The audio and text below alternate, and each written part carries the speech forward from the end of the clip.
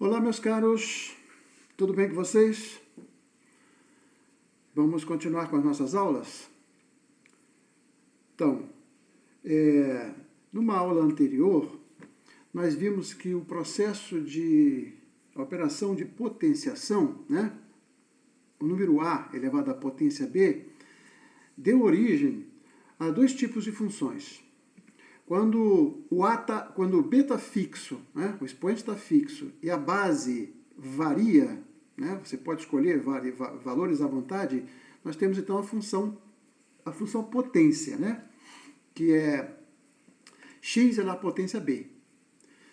Agora, por outro lado, se a gente fixa a base e varia o expoente, a gente tem então a função exponencial. Nós já estudamos essas duas funções, né, esses dois tipos de função. A gente analisou domínio, como deriva, etc.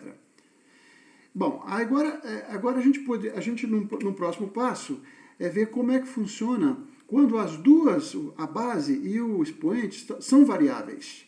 Tá? Então, por exemplo, a função x elevado a x. A função x elevado a x ela não é uma função básica, como é, por exemplo, o seno hiperbólico, exponencial, são funções básicas, né? Essa aqui ela não é uma função básica.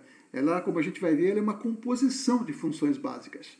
Mas a gente gostaria de aprender porque ela é útil em algumas situações, aprender a como trabalhar com essas funções, né? Por exemplo, calcular derivadas, calcular limites, etc.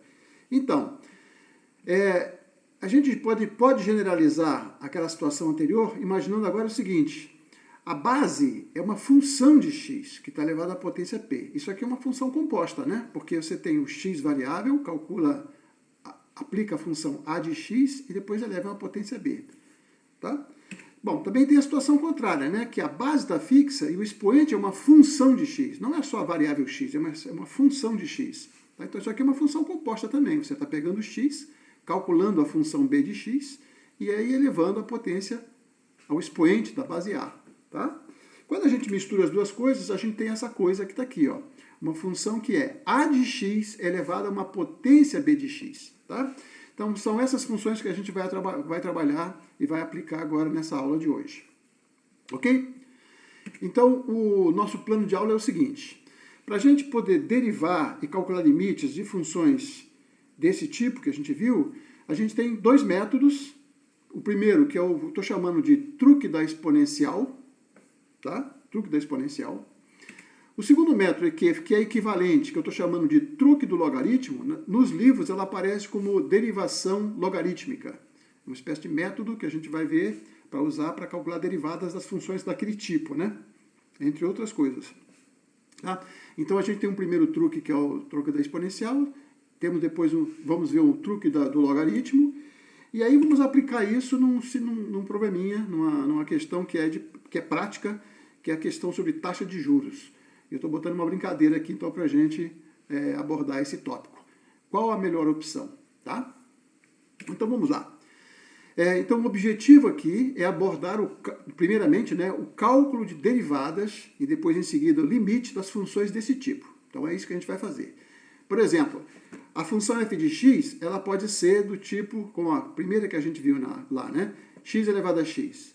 Pode ser também x elevado ao logaritmo de x mais 1, né? Então aqui o a de x é o próprio x e o b de x é o logaritmo de x mais 1. E essa outra aqui que é muito importante, que é a base 1 mais 1 sobre x, tudo isso elevado a x, tá? Então como é que funciona? Vamos ver como é que funciona o truque da exponencial. O truque da exponencial nada mais é do que fazer uma mudança de base. Como nós vimos em aulas anteriores, né, na realidade a aula que tratou das funções exponenciais e logaritmas, a gente mostrou que existe uma maneira de mudar a base, tanto no caso do logaritmo como no caso da exponencial. Aqui no caso, como é uma potência assim, eu vou usar a mudança de base de exponenciais, tá? Transformar uma exponencial de base A numa exponencial de base E. E a fórmula que a gente viu era isso, né? Então, aqui o A tem que ser positivo, né? Essa expressão aqui só faz sentido para A positivo, tá? E o B é um número real qualquer. Então, vamos ver o seguinte. No caso em que a f de x é a base ax elevado à potência bx, Fazendo a mudança de base, como está aqui, ó, eu troco a base A pela base E, o expoente continua o mesmo, e aí aparece aqui multiplicando o logaritmo da base. Então, nesse caso aqui fica e elevado a b de x, logaritmo natural. Logaritmo natural porque é a mesma base, tá? Para fazer isso aqui, o logaritmo natural é o logaritmo na base E, é a mesma base. Então, fica e elevado a b de x, ln de x. Então, isso é uma função composta. Qual é a função composta? É exponencial composta com b de x multiplicado pelo logaritmo de a de x. Bom, então a gente sabe derivar isso, porque a gente sabe derivar exponencial e estou supondo que a gente sabe derivar b de x, tá? Por hipótese, vamos supor que a gente conheça a função p de x, tá? E também o a de x, ok? Então, quando a gente deriva, vai dar o quê? A derivada de e elevado a uma função é ela mesma multiplicado pela derivada dessa função. Então, eu escrevi aqui, ó, a derivada de e elevado a alguma coisa é e elevado a alguma coisa vezes a derivada dessa coisa, tá? Essa coisa é esse negócio que está aqui, ó, é o expoente. Certo? Ok. Então, aqui é um produto, né? Você tem a derivada do primeiro vezes o segundo, mais o primeiro vezes a derivada do segundo. Mas a derivada do segundo está composta, tem o logaritmo composto com a de x. Então, vou ter que derivar a derivada do logaritmo de alguma coisa é 1 sobre essa alguma coisa, multiplicando a derivada dessa alguma coisa. Então, fica assim, ó. Derivada do primeiro, olha aqui, o primeiro, vezes o segundo, mais o primeiro, vezes a derivada do segundo. Mas a derivada do segundo é uma composição, é uma função composta. Logaritmo de alguma coisa fica 1 sobre alguma coisa, vezes a derivada dessa alguma coisa, que é a linha de x. Então, é essa fórmula aqui, tá? Muito bem, vamos fazer os exemplos. Então, por exemplo, a função x elevado a x. Essa função nada mais é do que e elevado a x, logaritmo natural da base. Está aqui, ó. Então, a derivada vai ser, derivada de uma exponencial é ela mesma, vezes a derivada do expoente. Então, está aqui a expressão. Essa expressão aqui é a mesma que eu estou colocando aqui, ó. Tá? É a derivada disso. Mas aqui, beleza, aqui é o produto, não tem composição aqui, ó. Aqui é o x multiplicado pelo logaritmo de x. Então, é fácil. A derivada disso aqui, a derivada do primeiro é 1 vezes o logaritmo de x, mais o x vezes a derivada do logaritmo de x, que é 1 sobre x. Então, quando você fizer a conta, fica derivada do primeiro, que é 1 vezes o logaritmo, está aqui, mais x vezes a derivada do logaritmo, que é 1 sobre x. X multiplicado por 1 sobre x dá 1. Então, está aqui a fórmula, tá? É essa a resposta. Nesse caso, bem simples. Ok? Vamos ver mais um exemplo? Então, está aqui, ó. Ah, sim, só um detalhe. Quiser, eu posso agora, se quiser, voltar para a fórmula anterior, tá? Porque isso que apareceu aqui é exatamente a função original. X elevado a x, que é o que está aqui originalmente. Então, escreva assim ou deixa assim se quiser, tá? Aqui fica mais sucinto, né? Porque é a própria função que aparece multiplicada. Ok? Então, vamos para o segundo exemplo. O segundo exemplo é f de x, x elevado ao ln de 1 mais x. Tá? Esse x aqui está demais, hein? Isso aqui sobrou, ó. Não tem esse x aqui, não. Isso é igual a e elevado ao logaritmo de x mais 1 vezes o logaritmo da base, que é o logaritmo de x. Tá certo? Então, a derivada dessa função, esqueçam esse x aqui, tá? Esse x aqui sobrou. Ele não deveria estar aqui. Então, a derivada da função é exponencial, é ela mesma, vezes a derivada do expoente. Está aqui, ó, derivada do expoente. Mas aqui é um produto, né? De logaritmos. É o primeiro vezes o segundo, derivada do primeiro vezes o segundo, mais o primeiro vezes a derivada do segundo. Então, quando você fizer a conta, vai ficar essa parte exponencial, se mantém, e aí vem a regra da cadeia, né? O primeiro, a derivada do primeiro, que é 1 sobre x mais 1, vezes o segundo, está aqui, mais o primeiro, que está aqui, vezes a derivada do segundo, que é 1 sobre x. Ok?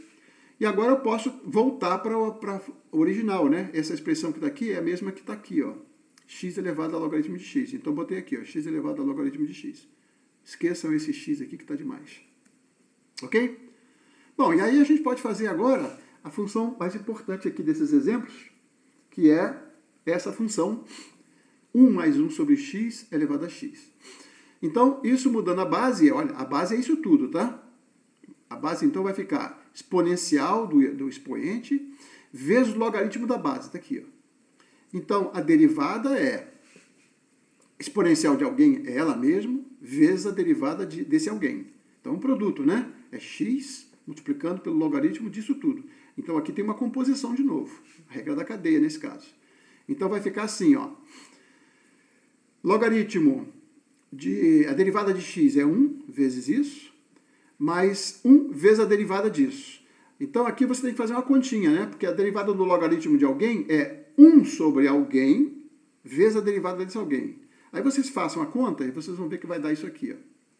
Tá? Simplificando, vai sobrar isso aqui. Então, agora eu posso pegar essa expressão que eu boto aqui e volto para a expressão original. Então, fica assim, né? A resposta é essa, ó.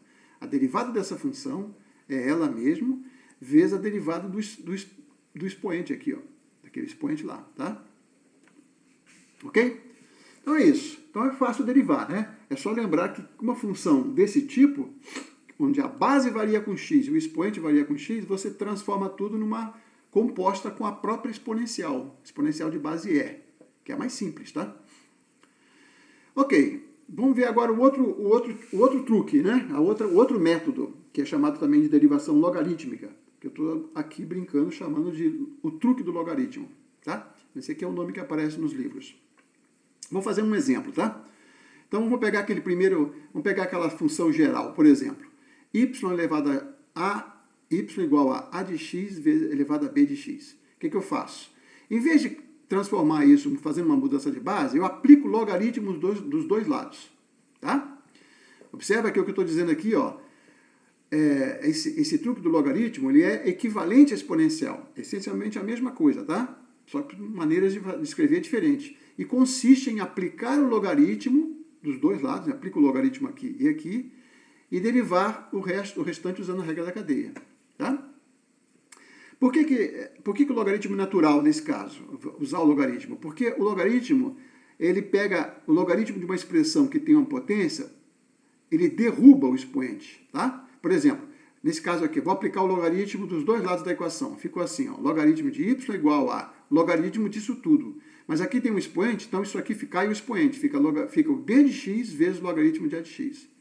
Observa que essa expressão aqui é exatamente a expressão que aparecia antes na exponencial. É elevado a exatamente isso que está aqui, ó. Como apliquei o logaritmo, não tem mais exponencial, tá? Mas é a mesma coisa. Então, eu vou calcular agora derivada desse negócio. Então, a derivada disso aqui, lembra que y é função de x, né? Ó, y é isso. Então, y é a função de x. Deixei indicado aqui, ó. A derivada do logaritmo vai ser a derivada do primeiro vezes o segundo, mais o primeiro vezes a derivada do segundo, que dava isso aqui, tá? Agora, lembra que a derivada do logaritmo de alguém, função de x, é 1 sobre esse alguém, ou seja, 1 sobre y, vezes a derivada de y. Então, tá aqui, ó. 1 sobre y vezes a derivada de y em relação a x, tá? Bom, agora eu faço o seguinte, eu passo o y para o lado de lá e lembro que o y é isso aqui, ó. Então, quando eu passar esse y que está aqui no denominador, passar para o lado de lá, vai ficar y multiplicando isso tudo. E o y é isso. Então, está aqui, ó. Observa que essa expressão aqui, ó, é exatamente a que a gente obteve pelo método da exponencial. Vamos olhar rapidamente? Vamos voltar lá atrás, ó. Olha aqui, ó. Usando o método do truque exponencial, você tinha isso, tá? Vezes essa expressão aqui, ó. Tá? Observa que é a mesmíssima expressão que a gente obtém, ó. Isso vezes essa mesma expressão aqui, ó. Eu aqui, em vez de usar f', eu estou usando a derivada, estou usando a notação de Leibniz, né? Que é dy dx. É a derivada, tá? Ok? Então, vamos exemplificar um exemplo que é o mesmo anterior lá, ó, x elevado a x, o mais simples deles. Então, eu tenho isso. O que eu faço nesse método? Eu aplico o logaritmo dos dois lados. Então, está aqui, ó. Isso, lembrando que o logaritmo disso, o logaritmo vai derrubar o expoente. Então, vai ficar... Caiu o que estava aqui dentro, cai para frente. Fica aí, fica x logaritmo de x. Ok? Agora eu derivo os dois lados da equação. Então fica assim, 1 sobre y, dy dx, derivada do primeiro vezes o segundo, está aqui, a derivada de x é 1, né? Mais x vezes a derivada do logaritmo de x, logaritmo natural, que é 1 sobre x, então vai ficar 1. Aí passa esse y para o lado de lá, fica assim. Só que esse y é isso aqui, ó. Então pronto, é a mesma expressão que nós tínhamos antes. Ok? Muito bem. Esse método do truque do logaritmo, ele não é utilizável só para, não se utiliza só para funções desse tipo, não. Também serve para simplificar expressões que tenham muitos produtos e quocientes. Por exemplo, suponha que você tem uma função y que é uma fração, tá? E tem um numerador e um denominador. Tudo função de x. Certo? Então está aqui o numerador, está aqui o denominador. O logaritmo tem aquela propriedade fundamental que é logaritmo de um produto de números, é a soma dos logaritmos desses números. E o logaritmo do quociente de dois números é a diferença do logaritmo desses quocientes. Então, se eu aplicar o logaritmo aqui, vou ficar com o logaritmo dessa expressão, que é igual ao logaritmo do numerador menos o logaritmo do denominador. Tá? Mas o logaritmo do numerador tem um produto, então vai ficar o logaritmo do primeiro mais o logaritmo do segundo menos o logaritmo do terceiro, que é o denominador, tá? Então, fica assim, ó. Ok? Então, a derivada de uma expressão que ficaria complicada usando as regras algébricas pode ficar simples se eu usar o logaritmo, tá? E, obviamente, que vou ter que usar aqui a regra da cadeia. Aqui eu não precisaria usar a regra da cadeia. Aqui eu vou usar a derivada de produto e do quociente. Vocês lembram, né? Derivada de uma fração é o quadrado do denominador, derivada do numerador vezes denominador, menos derivada do denominador vezes numerador. Nesse caso aqui, em vez disso, eu vou usar a regra da cadeia, porque tem um logaritmo composto em cada um desses, mas tem a soma. Então, derivando, como é que fica? 1 sobre y dy dx vai ficar a derivada disso, que é isso. A derivada disso é isso. E a derivada disso é isso. Agora eu passo o y para o lado de lá. Pronto, está aqui, ó. Esse é o y, né? Está aqui o y, que estava aqui embaixo, aparece multiplicando todo o resto. Ok? Então você não precisa decorar essas fórmulas, tá? Tudo que a gente está fazendo aqui é saber usar o método, porque é complicado ter que decorar essas coisas todas. A gente não decora isso, tá? A gente tem que saber decor a derivada das funções básicas, né? Derivada do seno, cosseno, derivada da potência, derivada da trigonométrica, derivada do logaritmo. Essas a gente precisa saber de cor. O resto é usar a regra da cadeia e esses métodos que nós estamos vendo agora. Tá? Vamos fazer um exemplo. Por exemplo, está aqui, ó. O numerador tem um produto, x menos 2 ao cubo, vezes e elevado a x. O denominador também tem um produto, raiz de x e x mais 1 elevado ao cubo também. Tá? Então, o que eu faço? Eu aplico o logaritmo. Então, vai ficar o logaritmo do numerador, que é logaritmo disso mais logaritmo disso. Ora, o logaritmo de x menos 2 ao cubo é 3 vezes o logaritmo de x menos 2. O expoente cai. O logaritmo neperiano, né, o natural, ele é inverso de elevado a x. Então, fica só x. Desmancha, né? O logaritmo desmancha isso aqui, tá? Então, tá aqui. E com sinal de menos, o que tem no denominador. Raiz quadrada de x é x elevado a meio. Tá? Então, fica menos, porque está no denominador, menos meio do logaritmo de x. E aqui é parecido com o que está lá em cima. Menos, porque está no denominador, né? Menos 3 vezes o logaritmo de x mais 1. Agora eu derivo essa fração. É muito mais fácil derivar isso aqui do que derivar assim, ó. Então, usando aqui logaritmo, né? Derivada do logaritmo. Então vai ficar assim, ó, 1 sobre y dy dx. A derivada de x menos logaritmo de x menos 2 é 1 sobre x menos 2 vezes a derivada de x menos 2, que é 1. Derivada de x é 1. Derivada do logaritmo de x é 1 sobre x. Então fica isso. E a derivada de logaritmo de x mais 1 é 1 sobre x mais 1, mas tem o 3 multiplicando. Então ficou 3 aqui, ó.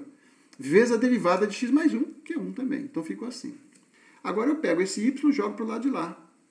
E está aqui o y aqui, ó, multiplicando todo o resto. Pronto, achei a derivada da expressão. Que é, de certa forma, mais fácil do que usar as regras algébricas nesse caso.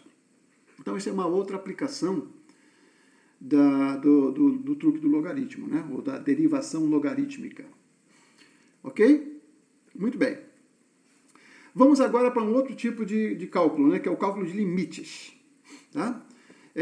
Esse truque do logaritmo, por exemplo, ele é útil quando a expressão que você tem para calcular o limite dá uma indeterminação do tipo 1 elevado a infinito, infinito elevado a zero ou zero elevado a zero. Tá? Observa por que é interessante. Porque, por exemplo, suponha que você tem isso aqui não é um número que se aproxima, é uma expressão que se aproxima de 1, com o expoente se aproximando do infinito. Quando você aplica logaritmo, o expoente cai, né? Isso que está tendendo para infinito vai ficar na frente. E o logaritmo de 1 é zero. Quando você aplica o logaritmo aqui, fica infinito vezes logaritmo de 1, que é zero. Então fica infinito vezes zero. Isso é uma indeterminação que a gente já sabe tratar. A mesma coisa aqui, mesma coisa aqui. Tá? Todas elas aqui vão ser transformadas por esse truque do logaritmo em determinações do tipo zero vezes infinito. Mas isso a gente pode usar L'Hopital, se quiser. Por quê? Porque o zero é o inverso do infinito. E o infinito é o inverso do zero. Então, zero vezes infinito é a mesma coisa que, do ponto de vista de indeterminações, não é número. Do ponto de vista de indeterminações, zero vezes infinito, você pega o zero e transforma em 1 sobre infinito. Fica infinito sobre infinito. Tá? Ou transforma o infinito em 1 sobre zero. Vai ficar zero sobre zero. Tá? A gente vai ver como é que a gente faz isso nos exemplos. Ok? Então, vamos então voltar a uma coisa que já mostrei para vocês, já passamos lá como exercício, lá atrás, na primeira ou na segunda lista de exercícios, os limites desse tipo aqui, ó, tá? Que a gente chamou do segundo limite fundamental. Né? Esse foi o nome que nós demos, não é padrão não, tá? Segundo limite fundamental. O primeiro limite fundamental é o seno de x sobre x, que a gente mostrou que geometricamente que vale 1, usando o método do confronto, né? E esse aqui que a gente não demonstrou nada, só mostrou que era, por exemplo, a gente fez no caso R igual a 1, né? O limite de 1 sobre 1 mais x elevado a x dava E. Se botar um R aqui, vai dar E elevado a R, tá? Agora a gente pode fazer, porque essa é a função que a gente está estudando, né? A base variando com x e o expoente variando com x. Tá? Então a gente pode usar o que a gente viu agora para resolver. A gente viu como deriva, né? Mas agora a gente vai fazer o limite. Tá certo? Ok, então vamos lá. Então vou aplicar o método o truque do logaritmo, né? Então vou aplicar logaritmo nos dois lados. Quando aplicar o logaritmo do outro lado, eu vou ficar assim, ó, logaritmo de y, o x cai, tá? Então o x está no expoente, ele cai, e sobe o logaritmo da base, está aqui, ó. Eu quero fazer o x tender para infinito, porque é o que a gente está querendo fazer, é isso aqui, tá? X tendendo para mais ou menos infinito. Então, eu estou com x tendendo para mais ou menos infinito. Aí eu vou fazer uma mudança de variável, só para simplificar, para a conta ficar mais simples. Eu vou chamar esse termo que está aqui, ó, o r sobre x, eu vou chamar de z. Então, aqui fica 1 mais z, né? Assim. E o x, eu tenho que trocar, né? O que é o x? É o r sobre z. Então, eu vou ter aqui, ó, o x é r sobre z. Ou, se você quiser, está no denominador, z sobre r. Certo? É a mesma coisa. Certo? Bom, então, na verdade, se você quiser ver direitinho, ó, escreve isso aqui assim, ó, ln de 1 mais r sobre x dividido por 1 sobre x. Para ficar praticamente a mesma variável que está aqui. Tá? Então, vai dar isso aqui. Tá? Essa conta aqui é simples. Muito bem. Esse r aqui é constante. Estou supondo que ele é constante. O que é variável aqui, que está tendendo para o infinito, é o x. Agora, quando o x tende para mais ou menos infinito, o z tende para zero pela direita ou zero pela esquerda. Mas é zero, tá? Por um lado ou por outro. Quer dizer, quando o x vai para mais infinito, ou x para menos infinito, você tem o z tendendo para zero pelo lado direito ou para zero pelo lado esquerdo. Tá? É o que está aqui. Certo? Muito bem. Então, nesse caso, o que acontece aqui? Ó? Vai dar... Observe que se eu fizesse direto aqui, vai dar uma indeterminação de 1 elevado a infinito, né? Porque quando vamos olhar aqui esse outro aqui de trás, ó. Quando o x tende para infinito, r sobre infinito é zero. Então fica 1, esse 1 aqui. E aqui está dando para infinito, então fica essa indeterminação. Tá? Muito bem, agora a gente fez aquela mudança de variável, na realidade para fazer cair nesse tipo aqui, ó. Tá? Mas já transformado vai ficar 0 sobre 0. Então, esse R que está no denominador, do denominador, ele vira numerador, tá certo? Então está aqui. Então agora eu estou com esse limite aqui. Que tipo de indeterminação eu obtenho aqui? Ó? Eu tenho quando z tende para 0, tanto pela esquerda como pela direita, não importa. O que você tem aqui, nesse caso aqui, é logaritmo de 1, que é 0, dividido por 0. Então dá uma indeterminação do tipo 0 sobre 0. Indeterminação do tipo 0 sobre 0, a gente pode usar o L'Hopital. O que diz o teorema de L'Hopital, que a gente viu na aula passada? Você quer calcular um limite cuja indeterminação é 0 sobre 0 ou infinito sobre infinito. Qualquer uma das duas, né? Aí você deriva o numerador e deriva o denominador. Se essa nova fração que você calculou tem o limite, então o limite anterior é o mesmo. Então vamos lá. Qual é a derivada do logaritmo de 1 mais z? É 1 sobre 1 mais z. Está aqui. É isso aqui. E a derivada de z é 1. Então isso aqui embaixo não conta, tá? Isso aqui dividido por 1. É isso. Agora acabou. Esse limite eu sei que tanto pela direita como pela esquerda, isso aqui vai para 0, vai ficar 1. Tá? Mas tem o R multiplicando, então o resultado aqui é R. Ok? Então, esse limite do log de y vai tender para R. Ok? Então, quando z tende para 0, o logaritmo de y tende para R. Foi o que a gente acabou de mostrar aqui, tá? Porque isto aqui é igual a isto. E esse limite vai para R. Então, quando z vai para 0, o logaritmo de y vai para R. Olha, se o logaritmo de y vai para R, aplica a exponencial aqui agora. A exponencial desmancha, né? A exponencial do logaritmo é o próprio y. Então, o y tende para exponencial de R. Né? Se você aplicar a exponencial dos dois lados. Então, está aqui, ó. Você tem que o y tende para R. Então, a gente provou o limite fundamental. Tá? Que é a resposta que a gente viu aqui atrás, que é E elevado a R. E esse número R, qualquer número R fixo, positivo, negativo, tanto faz. E o limite tanto faz, sendo para mais ou para menos infinito. Tá? Muito bem. Então, esse é o limite fundamental. E esse limite fundamental, ele é fundamental por vários motivos. Vários motivos. Então, vamos passar agora para o último tópico, que está aqui, ó, o segundo limite fundamental, que a gente acabou de provar, né? Ele tem várias aplicações. Bom, a gente vai fazer uma delas que é o que a gente chama de taxa de juros, né? A taxa de juros contínuos, tá? Vamos ver o que é isso? Isso é uma aplicação importante lá do mercado financeiro, da economia, etc. Ok? Mas vamos fazer o seguinte, para a gente entender bem, vamos fazer uma brincadeira aqui, tá? Vamos fazer uma brincadeira. Então é o seguinte, a nossa brincadeira é o seguinte, vamos inventar um personagem, né? Botar o nome dele aqui de Emerlindo. Tá, pronto. Não é o Eremildo lá da derivada, não. É o Emerlindo, é outro. O Emerlindo, ele era um cara muito feio, apesar do nome dele ter o lindo, né?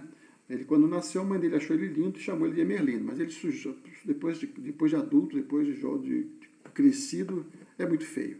Então é uma contradição, né? O Emerlindo deveria ser o Emer feio, mas é o Emerlindo. E aí esse Emerlindo conseguiu ganhar uma grana, de alguma forma, não importa, no sorteio e tal, e resolveu aplicar esse dinheiro. Tá? Então ele foi procurar os bancos para aplicar. Mas ele não entende muito desse negócio. Então ele foi lá consultar e fazer um levantamento. Quais eram as melhores condições para ele aplicar o dinheiro dele, uma boa grana, durante um bom período, para fazer uma poupança, para depois comprar um carro, enfim, não importa. Então ele procurou os bancos que estavam disponíveis à aplicação financeira. Tá? Ele queria uma certa aplicação financeira, não importa. Então ele foi procurar o banco A, e procurou o gerente e falou que queria aplicar o dinheiro dele, tá? E o banco oferecia para ele uma taxa de juros ao ano, né? De T%. Para fixar ideias, vamos supor que o T seja 30%. É um absurdo, né? De juros, é uma hiperinflação. Mas não importa. 30% ao ano já é muita coisa. Mas é razoável, né? Para nós que já tivemos hiperinflação aqui no Brasil, né? Que a inflação é muito mais do que 30, chega a mais de 1000, enfim. Mas aí vamos supor que no lugar onde ele mora, no país onde ele mora, você tem uma taxa de juros, o banco ofereceu uma taxa de juros de, por exemplo, 30% ao ano, esse T aqui, tá? Aí ele foi para o segundo banco, chegou lá, explicou, o banco B, explicou para o gerente que tinha essa oferta, ele queria saber se o banco poderia oferecer uma taxa melhor. O gerente falou, olha, aqui a gente pode fazer o seguinte, 30% ao ano, eu vou dar 15%, mas não ao ano, ao semestre. Então, se você fizer uma aplicação de um ano, no primeiro semestre, você vai ter os juros sobre o teu capital de 15%. E aí, se você não retirar esses 15% de juros, né, ele acumula, e aí você, em cima desse novo dinheiro, que é o teu montante inicial mais esses juros sobre o montante, você acumula e você tira com mais 15% no final do semestre, completando um ano. Aí ele pensou com a sua cabeça, ele não estava entendendo muito bem, será que é melhor, que não é? Vamos para o outro banco. Foi para o banco C.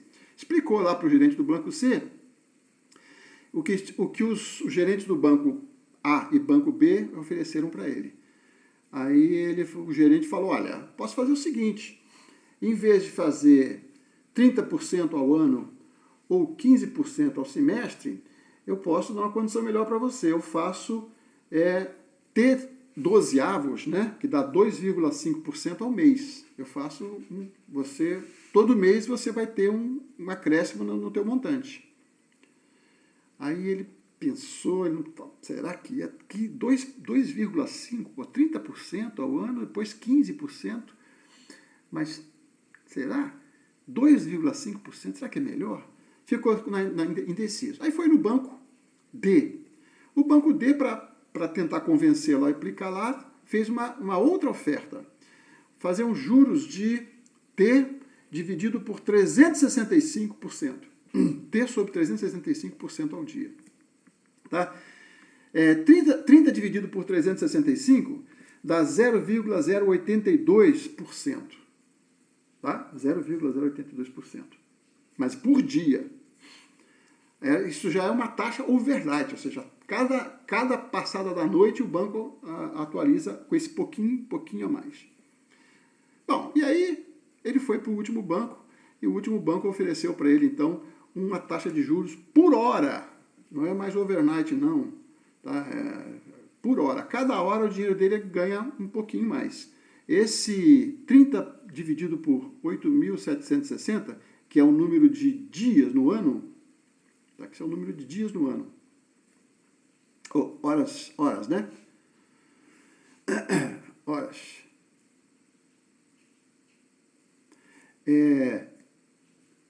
24 multiplicado por isso aqui, ó, dá 0,0034, 0,034%. 0,003%. Tá? Muito bem. Aí ele ficou a sua cabeça, não sabia o que fazer e tal. Lembrou que ele tem um amigo cujo filho que é estudante lá da Escola de Engenharia da UFRJ. Estava lá começando o cálculo. E aí ele foi pedir para o rapaz ajudar ele. O rapaz falou, vou fazer a continha para ele. Vamos lá. Olha, o seu capital inicial é M. Depois no banco A, com T% ao ano, depois de um ano, você vai pegar o seu capital M e vai multiplicar, vai somar com a tua taxa, eu botei R aqui, né, mas deveria ser T, tá? Desculpa que eu botei R, mas é esse T aqui. É T dividido por 100, né? T%, T sobre 100 vezes M. Ou seja, é isso que está aqui, ó, esse número aqui multiplicado por M. Tá? Então, é o seu saldo mais com os juros que você ganhou. Então, você pode, no final do ano, tirar isso. Certo? Bom, aí, você foi no banco B, e o banco B dá T, que é o R aqui, tá? Acabei trocando a letra. O R dividido por 2, tá? Então, T%, né? T% vai ficar sobre 200 agora, né? Porque é T dividido por 2. Esse 100 aqui é o porcento. Então, é R sobre 200 vezes o seu saldo anterior, tá? Nesse caso, o que ele faz? Ele pega o primeiro mês, né? Isso aqui é semestral. Então, no primeiro semestre, ele tem esse valor aqui, ó, que é o que você tinha lá. Metade do que você tinha antes. Mas aí esse valor agora que vai incidir o juro de novo no segundo semestre. Então, no final do ano, ele tem esse valor aqui, ó. Olha a diferença. A diferença é que aqui você tinha, no final do ano, você tinha 1 mais R sobre 100 vezes M. Nesse caso aqui, no final do ano, você tem 1 mais R sobre 200 ao quadrado vezes M. Tá? Maior ou melhor? Parece melhor, né? Se você abrir isso, parece melhor. Bom, e o outro? E o banco C? O banco C, você vai ter que fazer a cada mês, são 12 meses no ano, né? A cada mês você vai ter essa operação. Então, você leva o seu montante para o banco, deposita. No final do primeiro mês, você vai fazer essa conta aqui, ó, que é essa. Tá? Mesma coisa, botei o M em evidência. Ó. Então, isso aqui é o seu capital no banco C no primeiro mês. Esse capital, se você não retirar, ele é acrescido dessa mesma parcela aqui, ó, no mês seguinte. Ou seja, no mês seguinte, você vai ter isso ao quadrado. O teu capital inicial, tá? O teu capital inicial multiplicado por esse fator aqui, ó. E você vai repetir isso mês a mês. Então, no final do ano, 12 meses, você vai ter essa expressão que está aqui, ó. 1 mais R sobre 1.200, 12, etc. Tá? E aí o mesmo processo vai para os outros casos também. Então, você, por exemplo, o banco que te ofereceu juros diários de T sobre 365, tá? 365 avos do T por cento, tá? Por cento, por isso que tem que multiplicar por 100 aqui, ó. Dividir por 100. Ok? Repete. No final do primeiro dia você tem isso, no segundo dia você tem isso, no 365 dias você tem isso. É potência 365 e aqui aparece R sobre 100, que é o desde o início, né? Dividido por 365. E aí você vai para o último lá, que é a hora. Tá? E no final das contas você vai ter essa sequência aqui. Ó. O banco A vai te dar isso no final. Eu chamei agora o R de T sobre 100. Tá? Esse R é o mesmo R grandão lá. Tá? Eu chamei de R pequeno. Então, o R é T sobre 100. Então, aqui ficou assim, ó. O primeiro é aquele, né, T sobre 100. O segundo é R2, 2. O terceiro, o montante é R sobre 12, ela é potência 12. Então, você vê o seguinte. Você tem essas opções no final do ano. Qual delas é a melhor, a taxa mais interessante para o seu investimento? Então, essa aqui é a pergunta. Tá? Bom, o Eremildo foi para casa, o aluno, você que está me assistindo, fez a conta para ele e ele foi contente para casa. Mas eu não vou responder agora. Eu vou deixar para dar uma resposta. Em vez de ficar fazendo continha, a gente vai na próxima aula fazer estudar o crescimento de funções. Como é que funções, quando crescem, quando decrescem, etc. E aí a gente pode dar uma resposta mais, digamos, mais analítica, né? sem ficar testando esses exemplinhos aqui. Vamos analisar o crescimento de funções numa próxima aula, tá? Então, mas observa que aqui, ó, se você chamar de x, o x for igual a 2, isso aqui é 1 mais r sobre x elevado a x. Aqui é 1 mais r sobre x elevado a x. Então, você vê o seguinte, à medida que o x vai aumentando, né? Aqui é 2, 12, 365, etc. Vai aumentando, você vai cair no limite fundamental. Tá? Então, o que a gente chama de juros contínuos na economia, tá? Ou no mercado financeiro, é o juro, em vez de usar essas fórmulas assim, ó, do juro composto desse jeito, você vai para esquece aqui o valor e bota direto elevado à taxa de juros. Tá? Então, você tem uma função que depende da taxa de juros. Ok? Então, eu escrevi aqui uma observação para vocês, que é importante, né? Porque os juros contínuos, que é obtido a partir dessa formuleta aqui, ó, E elevado a R, são utilizados no mercado financeiro nos cálculos de precificação e de derivativos. Tá? Então, digamos, no mercado financeiro mais sofisticado, né? Em vez de simplesmente você botar dinheiro na poupança ou coisa assim, você pode fazer compras antecipadas de determinados produtos e tal, ou ações, etc. São os derivativos, né? Você faz uma opção de compra, você compra se for conveniente, enfim, é um negócio mais complicado. Mas nessa análise, quando eles fazem essas análises aqui para saber o quanto vai ganhar, lucro, etc., eles usam esta fórmula e não aquele processo discreto que a gente fez dividindo de mês em mês, de hora em hora, de dia em dia, processo discreto, né? Aqui é um processo contínuo, tá? O x já foi para o infinito e você vai usar simplesmente uma formuleta bem simplesinha, exponencial simples, tá? Com a taxa de juros. Muito bem. Então, toda uma teoria de precificação de derivativos. Esse estudo de precificação, nesse contexto,